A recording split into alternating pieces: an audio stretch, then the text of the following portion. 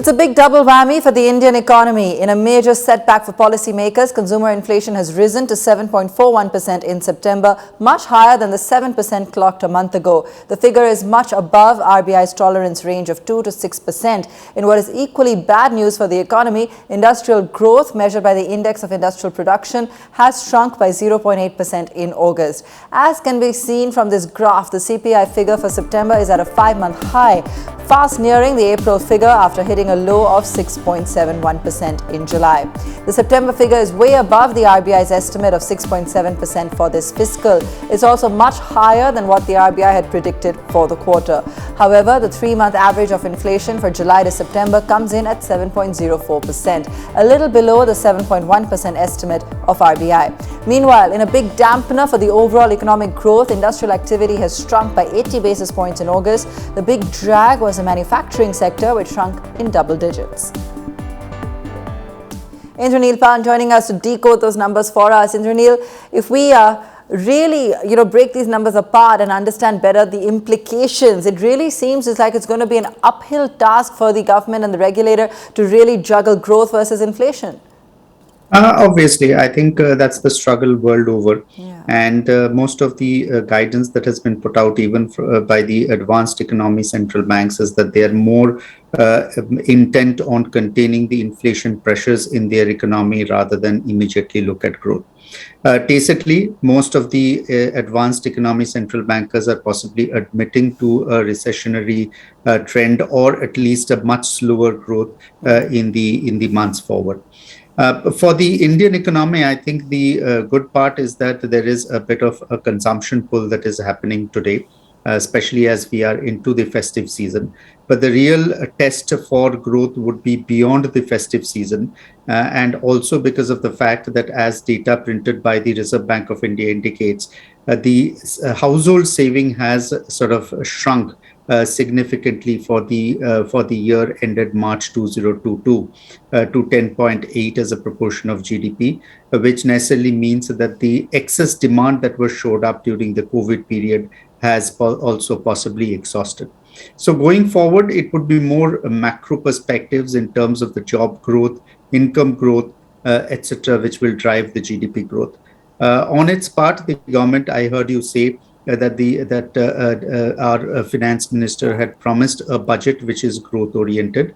Having said that, obviously there could be certain restrictions and limitations within the budget to push forward further the capital expenditures, given the constraints under which the budget is operating at this point in time, and hoping that inflation falls back to a reasonably better level in the next financial year. The push to the taxes side from the price effect that you see today could also sort of veer out to a certain extent. So these are some of the challenges that the policymakers will have to struggle and figure out where we want to land up. But having said that, I also believe that there is possibly a deadweight loss that the economy is carrying in terms of the COVID hit, and that to a certain extent may be a multi-year phase through which that has to be unwound.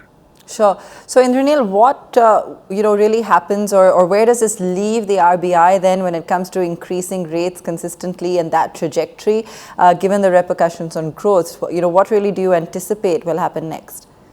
Obviously, the inflation is continuing to be a problem, but very critically, it is more the food inflation. It's not really the core which is likely to pull significantly, given the fact that we are looking at some demand compression to happen. From the food side, to a certain extent, as we saw in the last month, there was an upshot in terms of the vegetable prices, more effectively the tomatoes. And during this period, there is generally a seasonal uptick in the vegetable prices. So what I'm hoping for is that inflation should come down in the months forward, with the impact of the monetary policy tightening, as well as a seasonal cooling of the vegetable prices. The critical aspect to look at is the cereal prices, where there could be some pressures. Going forward, I do expect, given the fact that the advanced economies, the interest rate cycle remains strong, the RBI would possibly have to in this cycle of increases follow relatively closely the external cycle, simply because capital inflows are also at stake, with a belief that current account deficit can actually be at around 3.5 to 3.8% of the GDP, even as oil prices have cooled below the 100 mark at this point in time. And that's mostly because of the exports falling off.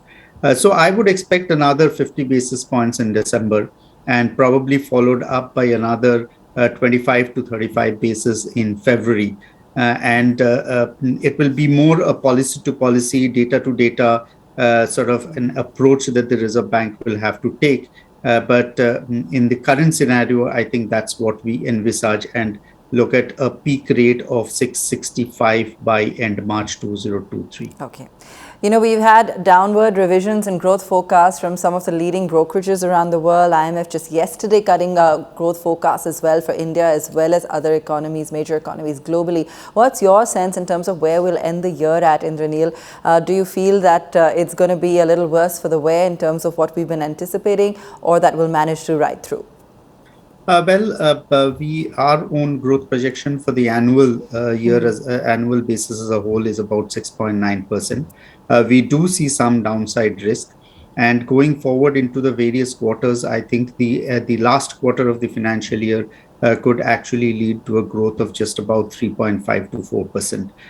Critical here is to understand how the growth or the GVA from the manufacturing sector pans out, because all the advantage that we had for the manufacturing sector under GVA in terms of expanded profit levels because of belt tightening during the COVID, a lot of it is getting unwound at this point in time.